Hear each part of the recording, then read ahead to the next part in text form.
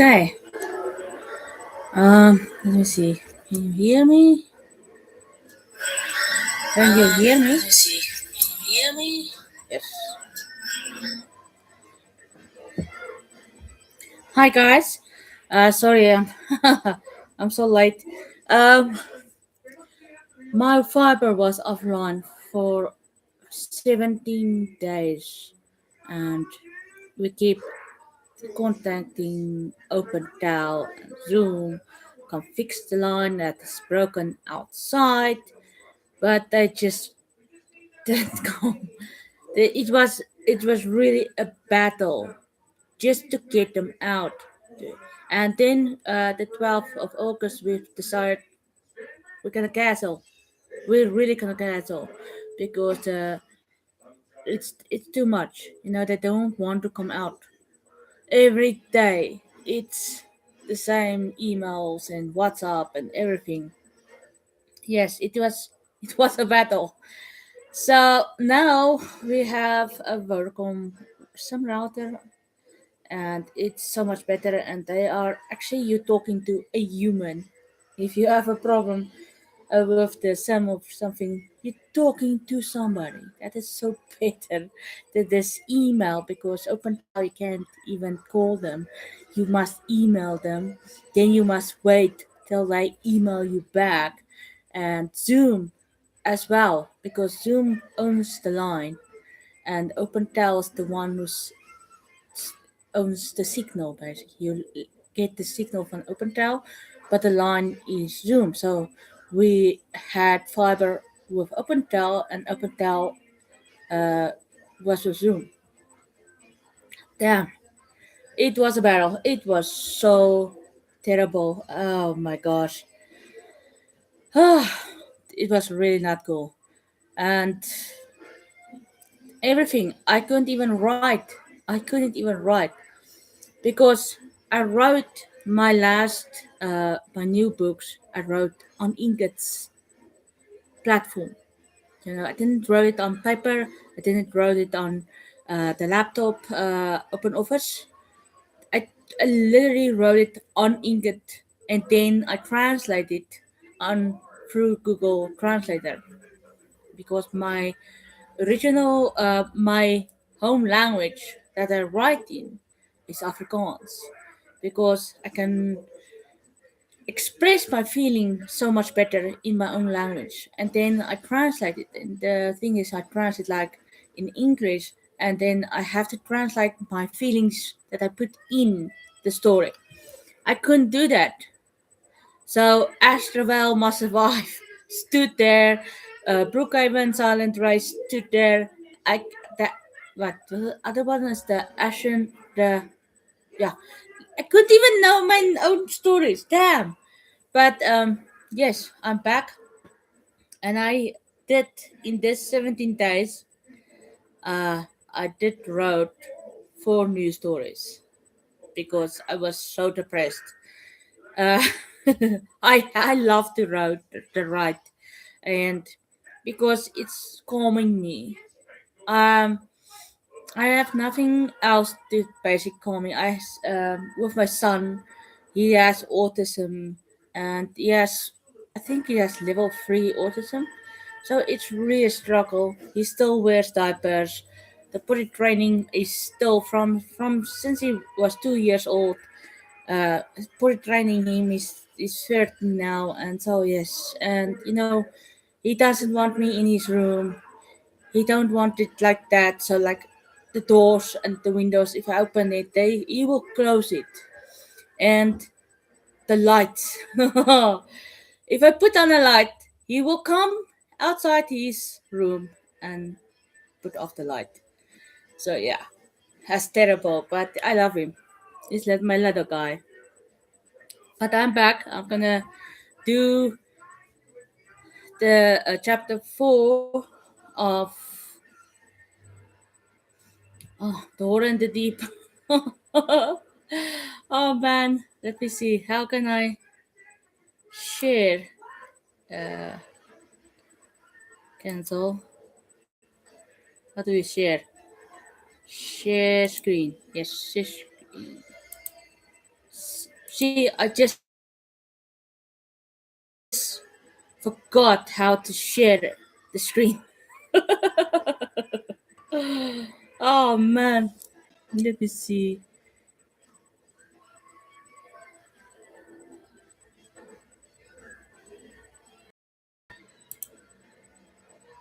There it goes. It's now back. Okay. Um. Yes, I'm back there. Let's just start. Everything is fine. I hope so. Chapter 4. The first sketch. Morning then come with light, not real light. Only a dull, lifeless grey pressing down over the sea, as if the sky itself were too tired, nor too afraid, too fully woke.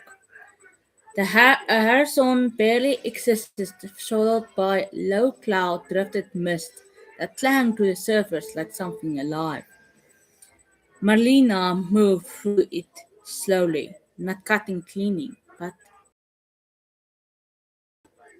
forcing its way forward, like it didn't belong here, like it was being allowed in.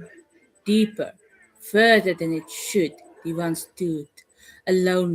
He hasn't slept, not even for a moment, not after the voice, not after hearing his name. There would have been no point. His hands rested on the cold railing, his fingers gripped tight, and he realized, come on.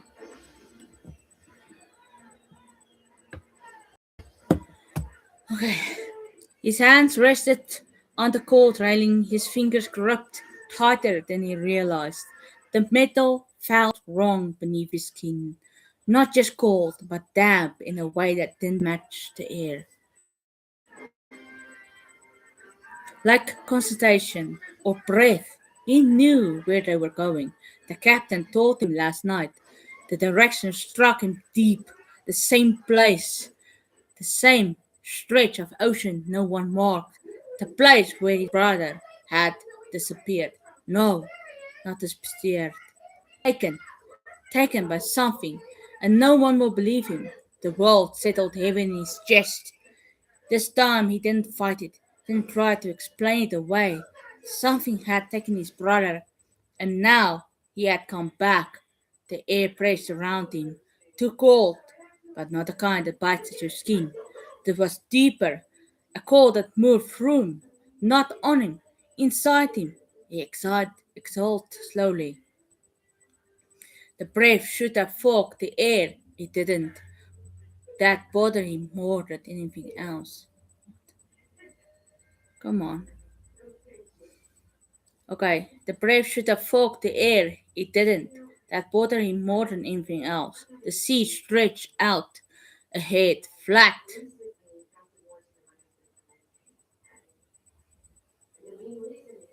Come on. See, I have a problem with this. The signal was fine, but oh well, something new. Flat, still, heavy. It didn't move like water. It waited. That was wrong. There should have been gulls screaming, circling, diving. There were always gulls, even in storms, even in rough water. But now, nothing, no wings, no sound, no life, only silence. A silence so complete it felt like something had been removed from the world. Behind him, slow footsteps approached, measured, heavy. Morning come early for you. Jonas, Stephen then turned. Didn't sleep. Jonas stepped beside him, holding a dainty metal cup. Stream rose from it, but turned too quickly, as if the air itself swallowed the heat. You're not the only one, he muttered. Divan glanced at him. For just a moment, Jonah looked uncertain. That wasn't like him. He was old, yes, but never unsure, never hesitant, always steady, always certain. They stood side by side, looking out at nothing.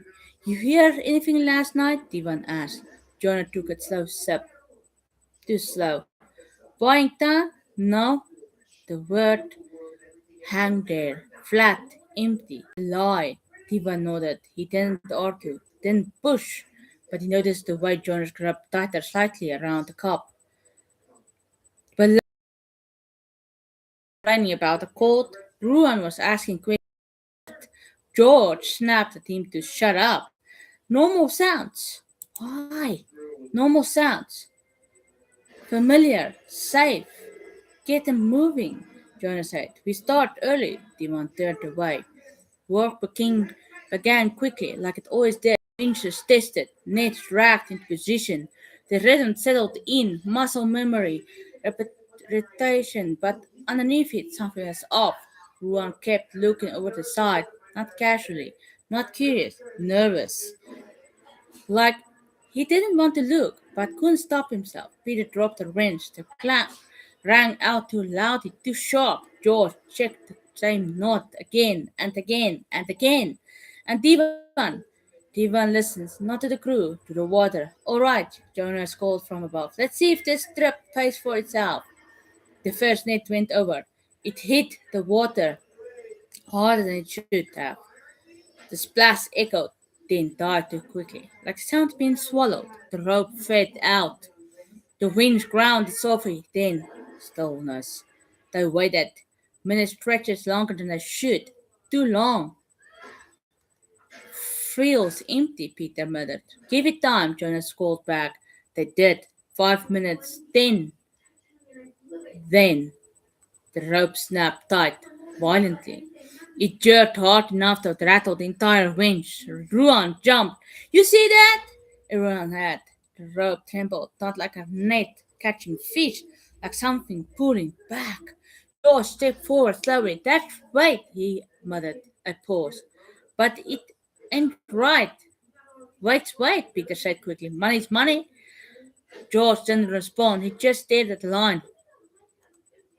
Bring it in, Jonas ordered.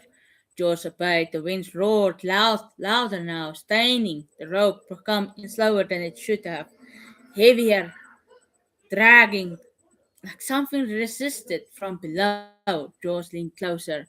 His voice dropped. Feels wrong.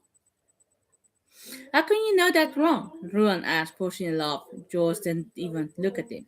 I've worked this range long enough, he said, quietly. I know. The net began to rise. Water poured from it. Thick, dark, thin. The smell hit. Raw, not flesh, not fish, old and wet. Like something had been rotting for years and never stopped. Ruan gagged, stumbling back. What the hell is that? No one answered. The net broke and everything stopped. No movement, no sound, only staring. The net of fish. No scale, no splashes of silver, only shapes. Dark, twisted, wrong. Bring it up, Jonas. But his voice had changed. George hesitated, then pulled. The net slammed onto the deck, heavy. The sound lingered too long. Then silence. No one moved. Devon stepped forward slowly, each step heavier than he crosses near the net. The smell thickened, rot, salt, and something metallic. Old blood. He reached for the net, then froze. It moved. Inside. A slow dragging shift, like wet skin pulling against itself. Ruan stumbled backwards. It's moving! Shut up, Peter snapped. But he didn't move closer. Divan forced himself forward. He grabbed the net, pulled it back, and saw it. Flesh, pale, not human, not an animal, stretched too thin in places, bulging in others, like it didn't understand the shape it meant to hold. George's voice dropped to a whisper. What is that? Devon didn't answer because something near the surface shifted. A smooth shape, too smooth. Then an eye opened, black but not empty. Something moved inside it. A faint glow, blue bleeding into violet. It didn't blink. It focused on him. Devon breath caught. Cut it loose, he shouted. What? Jonas barked. Cut it! Too late. The thing moved fast.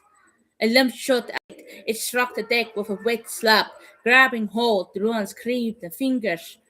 Too many joints webbed. They curled tightly around the metal. Then there was more movement inside the net.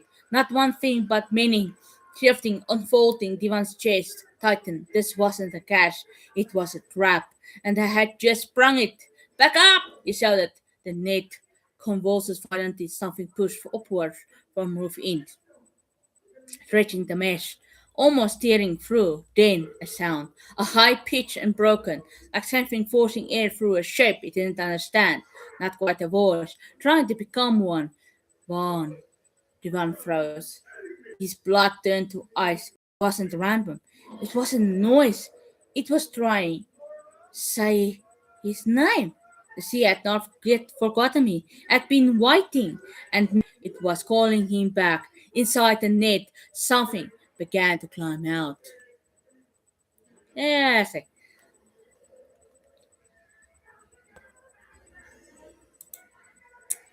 Okay. There's the chapter 4 of Door in the Deep.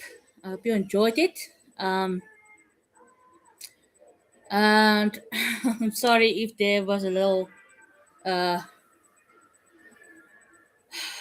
hiccup in the internet, but yes, it is a real struggle for almost a month with our fiber that was broken outside on the pavement, and the providers that didn't want to fix it, that just decided, no, your money that you paid is not worth it to fix it. So yeah, we paid for a whole month, and they give credits because you have to be without internet, so you got credits, and we said just said, well, take that credits and give us up. We don't want you guys anymore because your service is so terrible. Okay, thank you for watching, and I hope you enjoyed it, and I'll be back. Bye bye.